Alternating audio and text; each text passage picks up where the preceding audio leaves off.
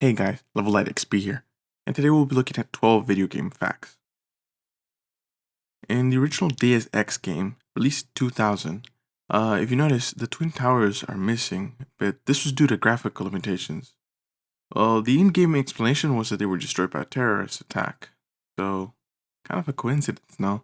Remember when you would start up your PlayStation 2? Well, you would probably see these random blocks and towers, you'd probably think nothing much of it. Well, actually, they represent game progress. The more you play and save your games, the more blocks and towers you will see. The towers represent the game, and the longer you play, the taller they get. And the blocks just represent the save data. Sorry if I get this wrong. Toyoshiyuki and Takahashi, a Japanese gamer, actually holds the world record of pressing a controller button 16 times. He's extremely fast.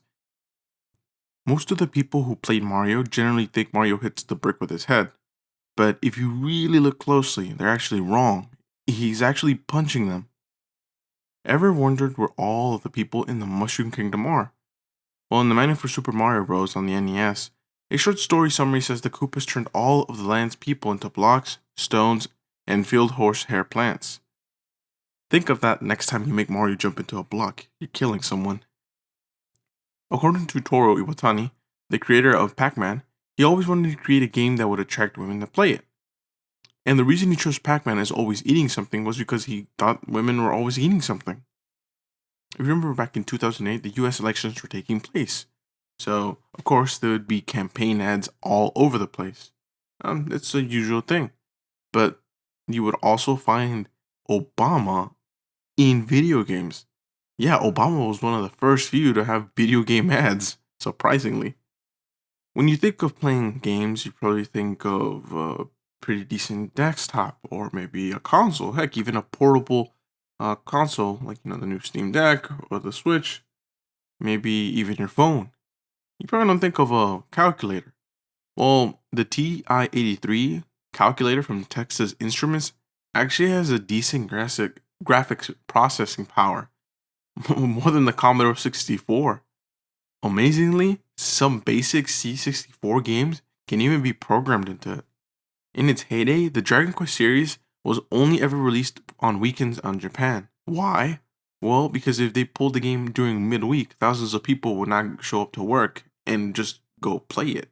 In the first Fallout, if you created your own character with less than 4 intelligence, you couldn't conversate with anyone. Seriously, your only dialogue options are just grunts and random noises.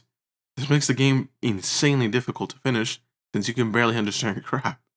If you ever, and I mean if you ever, play Ghosts and Goblins and finish it, you will receive a message at the end that it was just all an illusion, and you will be forced to start at the very beginning of the game again.